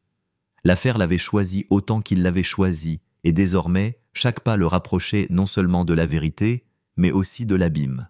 L'appel anonyme résonnait encore dans la tête de Nguyen Phuc comme une litanie inquiétante. Cherchez le coffre, pas la voiture. La vérité est enfouie sous la route, pas au-dessus. Ces mots n'étaient pas de simples menaces. Ils ressemblaient à une énigme, un avertissement codé qui ne laissait aucune place au hasard. L'inspecteur, fatigué mais animé d'une énergie presque obsessionnelle, reprit ses notes et traça sur ses cartes chaque point de correspondance, chaque kilomètre marqué, chaque portion d'asphalte pouvant dissimuler un secret. Le coffre, ce mot le hantait. Était-ce un coffre de banque, un coffre de voiture ou un coffre enfoui sous terre? En vietnamien, le mot évoquait aussi bien un contenant qu'une cachette. Phuc pensa immédiatement aux entrepôts de la zone industrielle, à ces terrains vagues où le béton fissuré recouvrait d'anciennes galeries souterraines. L'idée d'un espace enterré, utilisé pour cacher des preuves ou des corps, s'imposa peu à peu comme une évidence. Il retourna sur place, cette fois accompagné d'un technicien discret, un ami de confiance qui accepta de l'aider hors des procédures officielles. Ensemble, ils explorèrent les abords d'un hangar désaffecté. À première vue, rien de remarquable. Des murs décrépits, des vitres brisées, l'odeur âcre de moisissure. Mais en tapotant le sol avec une barre métallique, le technicien perçut un son creux, comme si une cavité se trouvait en dessous. Après plusieurs minutes de recherche, ils découvrirent une trappe dissimulée sous une plaque métallique, camouflée par des débris. L'ouverture grinça dans un silence oppressant. Une échelle rouillée descendait dans l'obscurité. L'air en bas était lourd, chargé d'humidité et d'une odeur métallique qui rappelait le sang séché. Phuc sentit son cœur s'accélérer. Il avait franchi une frontière invisible, celle qui sépare la supposition de la réalité. À la lueur d'une lampe torche, ils découvrirent un espace étroit, comme une cave improvisée. Au centre, un vieux coffre en fer, massif, couvert de poussière et de traces de griffures. Le technicien parvint à forcer la serrure. Lorsque le couvercle s'ouvrit, un souffle glacé sembla s'échapper, comme si l'air emprisonné depuis des années se libérait enfin. À l'intérieur, pas de lingots ni de trésors, mais une série de documents soigneusement rangés dans des pochettes plastiques, et au fond, un paquet enveloppé dans une toile imbibée de taches sombres. Le silence se fit plus lourd encore. Phuc prit les documents en premier. C'étaient des contrats, des relevés bancaires, des lettres confidentielles. Tous portaient le nom de Tran Minh Hai, mais aussi celui de Lee Kwang-ho. On y voyait des transactions occultes, des transferts illégaux, des signatures qui liaient les deux hommes dans un pacte de corruption et de fraude. Ces papiers, s'ils étaient révélés, auraient le pouvoir de faire trembler non seulement les affaires locales, mais aussi des sphères politiques insoupçonnées. C'était plus qu'une preuve, c'était une bombe. Puis vint le moment d'ouvrir le paquet de toiles. Les mains de Phuc tremblaient légèrement, mais il ne pouvait reculer. Sous les plis humides apparut un objet inattendu. Une montre de luxe, fendue, arrêtée à une heure précise, 22h37. Autour, des morceaux de vêtements déchirés et dans une poche intérieure, un portefeuille contenant une photo de famille. Le visage de Tran Minh Hai souriait sur ce cliché jauni, entouré de son épouse et de ses enfants. Ce n'était plus seulement une affaire, c'était une tragédie. Mais il manquait encore l'essentiel. Aucun corps, aucune trace directe confirmant la mort. Était-ce un simulacre, un leurre destiné à faire croire à un assassinat, ou bien la preuve ultime que l'homme d'affaires avait été exécuté, son corps déplacé ailleurs? Chaque objet semblait parler et se taire à la fois, comme un puzzle dont les pièces se refusent à s'assembler complètement. À peine remonté à la surface, Phuc sentit un danger immédiat. Une silhouette les observait à distance, près de la clôture rouillée. L'intrus s'enfuit dès qu'il fut repéré, mais l'inspecteur comprit que leur découverte n'était plus secrète. Quelqu'un, quelque part, suivait chacun de ses pas. L'appel anonyme n'avait peut-être pas été une aide, mais un piège pour l'attirer exactement là où il voulait qu'il soit. De retour chez lui, l'inspecteur se laissa tomber sur sa chaise. Le coffre, les papiers, la montre, la photo, tout cela formait un récit parallèle, un récit de trahison et de dettes sanglantes. Mais plus il avançait, plus il sentait le sol se dérober sous ses pieds. Car si Hai était mort, alors ses ennemis avaient voulu enterrer avec lui non seulement un homme, mais aussi un secret d'État. Et si Hai était encore vivant, alors il avait orchestré sa propre disparition avec une précision diabolique, laissant derrière lui des fragments savamment choisis. Phuc Sanghea a la montre arrêtée à 22h37. Une heure précise, figée dans le temps, peut-être le moment exact où tout avait basculé. Chaque détail semblait avoir été placé comme une pièce d'échiquier, et lui, inspecteur obstiné mais isolé, n'était qu'un pion déplacé par une main invisible. Pourtant, malgré la peur, malgré les risques, il savait qu'il était trop tard pour reculer. Car désormais, ce n'était plus seulement une enquête. C'était une descente dans un gouffre où vérité et mensonge se confondaient, où chaque pas rapprochait un peu plus du secret ultime.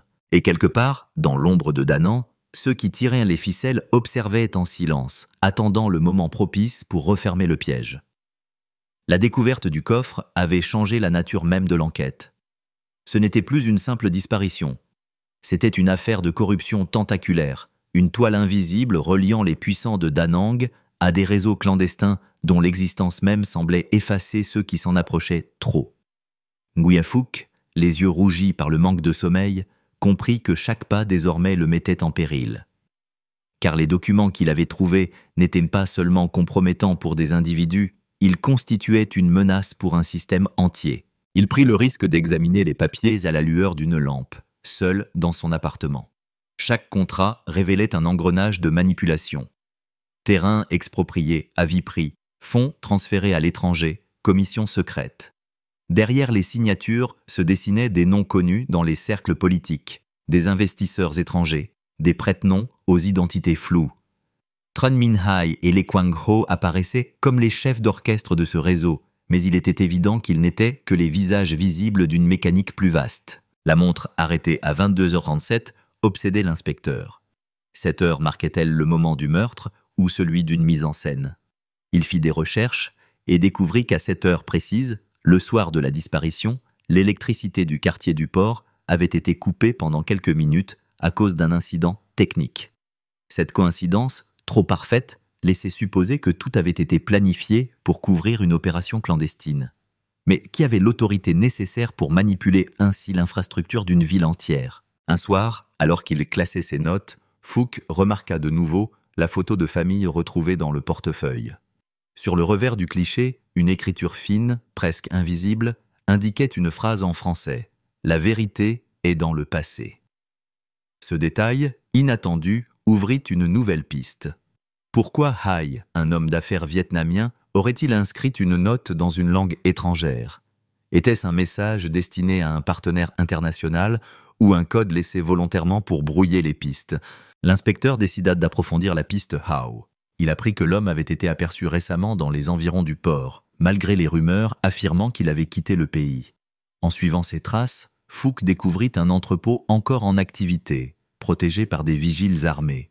Derrière ces murs, il se passait quelque chose d'inhabituel. Des camions entraient et sortaient à des heures irrégulières, toujours escortés, comme si la marchandise transportée valait plus que de l'or. Phuc décida d'observer. Une nuit, caché dans l'ombre, il vit l'improbable. Lee Kwang-ho lui-même, plus âgé, amaigri, mais toujours imposant, supervisant le chargement d'un container. L'inspecteur n'en croyait pas ses yeux. Cela confirmait que l'homme n'avait jamais quitté Da Nang et que son rôle dans l'affaire Hai était bien réel. Mais approcher plus près aurait signifié se trahir, et il savait que dans cette partie, une erreur pouvait lui coûter la vie. À mesure que les jours passaient, la paranoïa s'installait. Des appels silencieux au milieu de la nuit, des bruits de pas dans l'escalier, des regards insistants dans la rue. Phuc comprenait qu'il était désormais surveillé. Mais par qui? Était-ce Hao, ou bien d'autres figures encore plus puissantes, tapies derrière lui? Chaque détail devenait suspect, chaque silence portait une menace invisible. Un matin, en arrivant au bureau, il trouva une enveloppe anonyme sur son bureau. À l'intérieur, une seule photo, celle de ses parents, prise récemment devant leur maison. Le message était clair. S'il continuait, ce n'était pas seulement lui qui paierait le prix. Le danger se rapprochait, tangible, implacable. Mais loin de le dissuader, cette menace renforça sa détermination, car il comprit que si on cherchait à l'intimider, c'est qu'il tenait le bon fil. Dans les jours qui suivirent, une révélation inattendue surgit. Un ancien comptable de Hai, rongé par la peur, accepta de parler en secret. Il expliqua que peu avant sa disparition, Hai avait commencé à douter de ses propres alliés. Il craignait qu'un complot se trame contre lui et aurait préparé un plan de secours, rassembler des preuves compromettantes dans un coffre et tracer une carte codée pour guider quelqu'un capable de les retrouver. Était-ce pour protéger sa famille? Pour se venger de ses ennemis? Personne ne le savait vraiment. Mais cela confirmait que le fragment de carte n'était pas un hasard, c'était un appel, un cri muet lancé avant de sombrer. La frontière entre enquête et obsession s'effaçait. Phuc ne dormait presque plus, hanté par la montre arrêtée, la photo annotée, le coffre exhumé. Chaque élément semblait une pièce d'un échiquier invisible où il avançait à l'aveugle. Et plus il progressait, plus il avait la certitude que la vérité ne se résumait pas à un simple meurtre ou à une vengeance. Il y avait quelque chose de plus vaste, de plus sombre, quelque chose qui touchait à la structure même du pouvoir. Un soir pluvieux, alors que la ville s'enveloppait d'un voile de brouillard, Phuc reçut un nouvel appel. Cette fois, la voix n'était pas déformée. Elle était claire, calme, presque glaciale. « Vous êtes allé trop loin, inspecteur. Vous avez ouvert une porte que vous ne pourrez plus refermer. Le passé que vous cherchez est un tombeau, et les tombes ne se vident jamais sans réclamer d'autres corps. » La ligne se coupa, laissant derrière elle un silence qui pesait comme une condamnation. Phuc comprit que le piège se resserrait, et que bientôt, il n'aurait plus le luxe de choisir. Soit il révélait tout, en prenant le risque d'être réduit au silence, soit il continuait seul dans l'ombre, poursuivant un chemin où chaque pas pouvait être le dernier. La pluie tombait dru sur Da Nang, martelant les toits comme une pluie d'aiguilles, effaçant les contours des rues et transformant la ville en un décor spectral. Dans ce chaos liquide, Nguyen Phuc avançait d'un pas pressé, le col relevé, son esprit envahi par les menaces qui résonnaient encore dans son téléphone. « Le passé que vous cherchez est un tombeau. » Ces mots s'étaient gravés en lui comme une prophétie. Pourtant, loin de le freiner, ils alimentaient sa détermination. Car si le passé était un tombeau, alors il devait être ouvert, coûte que coûte. Il décida de confronter directement l'ombre qui se cachait derrière la disparition de Tran Minh Hai. En interrogeant discrètement ses contacts au port, il obtint des informations sur une réunion prévue entre Lee Kwang-ho et plusieurs hommes venus de l'étranger. Un rendez-vous nocturne, secret, dans un hangar isolé. C'était une opportunité unique, mais aussi un pari dangereux. S'il était découvert, il n'aurait aucune échappatoire. La nuit du rendez-vous, Phuc se posta dans l'ombre d'un container rouillé, son souffle ralenti, son regard fixé sur la scène qui se déroulait devant lui. Sous une lumière vacillante, Hao apparut, entouré de 2 gardes armés. Son visage, marqué par les années, portait une expression froide et calculatrice. Les hommes qui l'accompagnaient parlaient une langue étrangère, russe ou peut-être bulgare. Ils posèrent sur une table métallique une mallette noire que Howe ouvrit avec une lenteur presque théâtrale. À l'intérieur, des liasses de billets, mais aussi des documents imprimés, scellés d'un cachet officiel. Fouque, caché, compris, alors que l'affaire dépassait largement un règlement de compte personnel. Il s'agissait d'un trafic international, mêlant argent sale, contrats portuaires et peut-être même des accords politiques. Hay avait-il découvert ces transactions? Avait-il tenté de les dénoncer ou au contraire d'en tirer profit pour son propre compte? C'était peut-être pour cela qu'il avait été réduit au silence. Soudain, un détail glaça l'inspecteur. Dans les mains de Howe, il aperçut un objet familier, une montre de luxe identique à celle retrouvée dans le coffre. Mais celle-ci fonctionnait, et ses aiguilles tournaient encore. Cela signifiait que la montre arrêtée à 22h37 n'était pas simplement un indice, mais peut-être un message codé, une pièce d'un jeu plus vaste.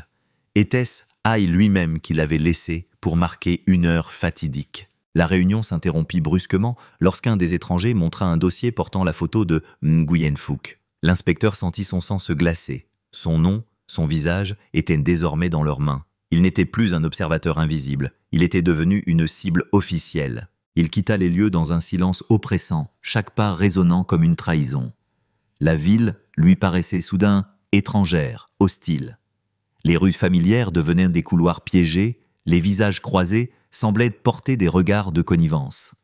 Il savait qu'il était désormais traqué et que ses découvertes l'avaient placé dans une position où la vérité pouvait lui coûter la vie. De retour chez lui, il étala tous les indices sur la table. La carte déchirée, la photo annotée, la montre arrêtée, les documents du coffre. Chacun de ces éléments semblait être une pièce isolée, mais ensemble, ils formaient un tableau effroyable. Un système où la disparition de Hay n'était qu'une conséquence. Un sacrifice nécessaire pour que d'autres puissent prospérer dans l'ombre. Phuc sentit une lassitude profonde l'envahir. Mais derrière cette fatigue, une conviction s'imposa. Il n'avait plus le droit de reculer. Car à travers cette affaire, ce n'était pas seulement un homme disparu qu'il cherchait, c'était le visage même de la vérité, celui qui dérange, celui qui met à nu les compromissions et les trahisons. Pourtant, plus il avançait, plus il se demandait si Hay était réellement mort. Aucun corps n'avait été retrouvé, et certains indices semblaient volontairement laissés pour guider l'enquêteur. Était-il possible que l'homme d'affaires ait orchestré sa propre disparition, espérant ainsi échapper à un complot qui le visait? Ou avait-il laissé des traces pour que, tôt ou tard, quelqu'un, peut-être lui, découvre l'ampleur de la conspiration? La montre arrêtée, la carte déchirée, la phrase en français, la vérité est dans le passé. Tout cela ressemblait à un langage codé, une communication posthume ou clandestine. L'homme disparu s'exprimait encore à travers ces fragments, comme un fantôme qui refuse de se taire. La nuit s'avançait, lourde, lorsque Phuc entendit un bruit derrière sa porte. Une enveloppe avait été glissée sous le battant. À l'intérieur, une photo prise récemment. Le visage de Tran Minh Hay, amaigri, mais vivant, assis dans un lieu indéterminé, le regard fixé sur l'objectif. En bas de l'image, une inscription manuscrite « Tu es plus proche que tu ne crois ». Le cœur de l'inspecteur se serra. L'homme disparu depuis des mois était-il réellement vivant? Était-ce une preuve authentique ou une manipulation de plus destinée à le désorienter? Le mystère, loin de s'éclaircir, s'épaississait comme un brouillard nocturne. Et dans ce brouillard, une certitude brûlait. La confrontation finale approchait. L'image de Tran Minh Hay, encore en vie, hanta Nguyen Phuc toute la nuit. Le cliché, glissé sous sa porte, brûlait son esprit comme une braise impossible à éteindre. Était-ce une confirmation que l'homme d'affaires respirait encore, prisonnier quelque part, ou bien une mise en scène machiavélique destinée à le plonger dans le doute et à l'attirer dans un piège? Chaque fois qu'il fermait les yeux, le regard de Hay, figé sur la photo, semblait lui parler. Ni supplique, ni menace, mais une énigme silencieuse. Le lendemain, Phuc décida d'agir. Il montra l'image à son technicien de confiance, celui qui l'avait aidé à ouvrir le coffre souterrain. Ensemble, ils examinèrent chaque détail, la lumière, l'arrière-plan, l'ombre projetée sur le sol. Un fragment de mur couvert de taches d'humidité révéla une similitude troublante avec les bunkers abandonnés visités quelques semaines plus tôt. Si la photo était authentique, alors Hay avait été photographié dans l'un de ces lieux oubliés, ou dans une structure semblable. Fouque retourna dans les collines, inspectant à nouveau les souterrains, cette fois avec une rage intérieure. Dans l'un des bunkers, il découvrit un objet qu'il avait manqué auparavant. Une corde usée, accrochée à un anneau de fer, portant des marques récentes de frottement. Quelqu'un avait été attaché là. Était-ce Hai? Chaque indice confirmait qu'il avait été retenu captif. Mais pourquoi le laisser apparaître sur une photo? Pourquoi alimenter le mystère au lieu de le dissimuler? Le message était clair. Quelqu'un voulait que l'enquêteur continue, qu'il avance sur ce chemin glissant vers une vérité dangereuse. En parallèle, l'étau se resserrait autour de lui. La hiérarchie policière le pressait d'abandonner l'affaire, de classer la disparition comme un suicide ou une fuite à l'étranger. Des menaces à peine voilées circulaient dans les couloirs, et certains collègues lui tournaient désormais le dos. Il savait qu'il ne pouvait plus compter que sur lui-même. La nuit suivante, il fut contacté à nouveau par téléphone. Cette fois, la voix ne se cacha pas derrière un artifice. C'était celle de Lee Kwang-ho, grave, lente, pesante. « Inspecteur, vous cherchez un mort qui respire encore, mais vous oubliez que certains vivants sont déjà morts depuis longtemps. » Et ceci, oh, ici. Le silence qui suivit cette phrase glaça Fouque plus que n'importe quelle menace, car elle signifiait que Hao savait où se trouvait Hai et qu'il contrôlait chaque pas de l'enquête. Fouque décida d'aller plus loin. Il s'introduisit discrètement dans l'entrepôt où il avait vu Hao superviser les transactions. Là, il trouva une salle dissimulée derrière une cloison de bois. À l'intérieur, un bureau abandonné, couvert de papier. Parmi eux, une carte plus complète que le fragment qu'il possédait. Elle montrait plusieurs points marqués en rouge le long de la côte, des emplacements précis où quelque chose avait été enfoui. Peut-être des coffres similaires à celui qu'il avait découvert. Peut-être des caches contenant d'autres preuves, ou pire, des corps. Il prit des photos de tout, le cœur battant, conscient que chaque seconde volée à cet endroit était un défi lancé à ceux qui régnaient dans l'ombre. Et au moment où il s'apprêtait à sortir, un bruit derrière lui le figea. Une silhouette se détacha dans l'ombre, Ho lui-même. Leurs regards se croisèrent, lourds de menaces muettes. « Vous cherchez des vérités que vous ne pourrez pas porter, inspecteur. Certaines pierres sont trop lourdes pour un seul homme. » Puis, sans un mot de plus, Hao s'éclipsa, comme s'il avait voulu que Fouque découvre cette pièce, comme s'il l'avait guidé volontairement vers elle. Pourquoi? Cette question résonnait comme une obsédante mélodie. Pourquoi laisser des indices? Pourquoi entretenir le jeu? Pourquoi ne pas simplement l'éliminer? Était-ce un avertissement? Une provocation? Ou bien un scénario orchestré où l'inspecteur n'était qu'un pion utilisé pour révéler une vérité au grand jour? De retour chez lui, Fouque étala les photos et les documents, ses mains tremblant d'excitation et de peur. Les points marqués en rouge sur la carte semblaient dessiner une trajectoire, un itinéraire macabre. Il se dit que chacun de ces points pouvait être une clé, un fragment de l'histoire de Hai, ou une tombe supplémentaire creusée pour ceux qui s'étaient opposés à ce réseau. La pluie continuait de tomber sur Danang, rythmant les heures comme un métronome funèbre. Dans le silence de son appartement, Fouque comprit que l'histoire touchait à son apogée. Bientôt, il devrait affronter non seulement la vérité de la disparition de Hai, mais aussi le rôle qu'il jouait, lui, inspecteur solitaire, dans un drame plus vaste que lui. Et au fond de lui, une angoisse nouvelle naissait. Et si Hai, l'homme qu'il cherchait depuis le début, n'était pas une victime, mais l'un des architectes de cette toile? Et si tout cela, la carte, la montre, la photo, n'était pas un cri d'innocence, mais une mise en scène conçue pour manipuler ceux qui osaient s'approcher trop près? La nuit où Nguyen Phuc décida de suivre les points rouges de la carte, un silence étrange régnait sur Danang. La pluie s'était arrêtée, mais l'air demeurait saturé d'humidité, lourd, presque irrespirable. Il prit la route côtière, seul, comme guidé par une fatalité. Chaque kilomètre le rapprochait d'un dénouement qu'il redoutait autant qu'il l'espérait. Les lumières de la ville s'éteignaient derrière lui, et devant, il n'y avait que l'obscurité de la mer et des collines. Le premier point le conduisit près d'une crique isolée. En creusant dans la terre meuble, il trouva une caisse métallique, semblable au coffre découvert auparavant. À l'intérieur, non pas des preuves de corruption, mais des objets personnels. Une chemise déchirée, une paire de lunettes brisées et un carnet. Le carnet appartenait à Hai. Les pages, maculées d'eau et de taches brunes, contenaient des notes fiévreuses, des noms, des dates, des sommes astronomiques, mais surtout une phrase répétée plusieurs fois. « Ils veulent me faire disparaître, mais je ne partirai pas seul. Ta assez dédié.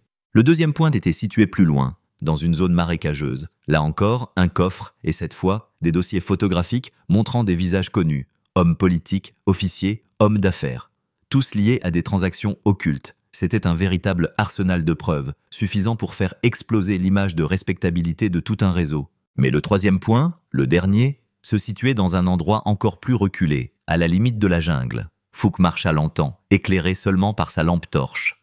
Et puis, il le vit, un bunker dissimulé par la végétation, dont la porte métallique avait été forcée récemment. Il entra, le cœur battant, et l'odeur de moisissure et de métal lui sauta au visage. Dans l'obscurité, une silhouette l'attendait. Tron Min Hai, amaigri, vieilli, mais bien vivant. Ses yeux brillaient d'une intensité fiévreuse. « Tu es enfin arrivé, inspecteur », dit-il d'une voix rauque. Fouque resta figé. Tout son être se rebellait contre l'idée que l'homme qu'il cherchait depuis des mois soit là, devant lui. « Pourquoi ?» demanda-t-il, la voix tremblante. « Pourquoi cette mise en scène? Pourquoi ces fragments, ces pièges ?» Hai esquissa un sourire amer.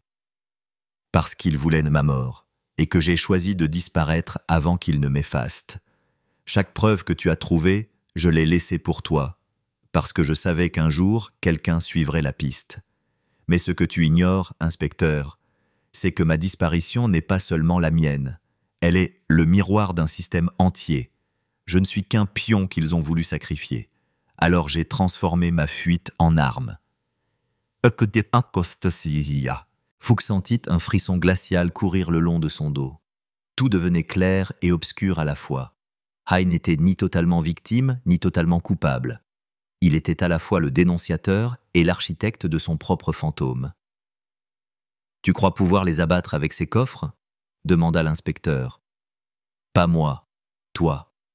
Moi, je suis déjà mort pour eux, mais toi, tu es encore dans la lumière. Tu peux choisir, enterrer à ton tour ce que tu as vu, ou l'exposer et en payer le prix. » Un silence lourd envahit le bunker. Dans ce moment suspendu, Fouque comprit que l'affaire n'avait jamais été une enquête classique. C'était un passage, un test moral, le choix entre la survie et la vérité, entre la peur et la justice. Mais avant qu'il ne puisse répondre, des bruits de pas retentirent à l'entrée. Des silhouettes armées apparurent dans la pénombre. Hao et ses hommes. Le piège s'était refermé. « Je t'avais prévenu, inspecteur », lança Hao, sa voix résonnant comme un glas. « Certaines pierres sont trop lourdes, et tu as voulu les soulever. » Le chaos éclata. Des coups de feu, des éclats métalliques, des cris étouffés. Dans la confusion, Hai s'effondra, touché à la poitrine. Ses dernières paroles, haletantes, résonnèrent dans l'air saturé de poudre. « N'oublie pas, la vérité est dans le passé. » Fouque, le souffle court, réussit à s'échapper par une sortie secondaire, les documents serrés contre lui. Derrière lui, le bunker brûlait, avalant les cris et les preuves comme un tombeau en feu. De retour dans la ville endormie, il marcha seul dans les rues désertes. Ses vêtements trempés de pluie et de sueur, ses mains tachées de sang, il savait que sa vie ne serait plus jamais la même. Il possédait désormais la clé d'un scandale capable d'ébranler tout un système. Mais il savait aussi que publier cette vérité, c'était signer sa propre condamnation. Sous les néons vacillants de Da Nang, l'inspecteur sentit le poids d'un choix écrasant. Protéger sa vie en se taisant ou offrir la vérité au monde au prix de tout perdre. Dans ses mains, la carte déchirée tremblait encore, dernier vestige d'une énigme devenue tragédie. Et tandis que l'aube se levait lentement sur la mer, une certitude glaçante s'imposa. Dans cette affaire, il n'y avait pas de vainqueur. Seulement des ombres, des secrets et le murmure obsédant d'un homme disparu qui, même mort, continuait de dicter le destin des vivants.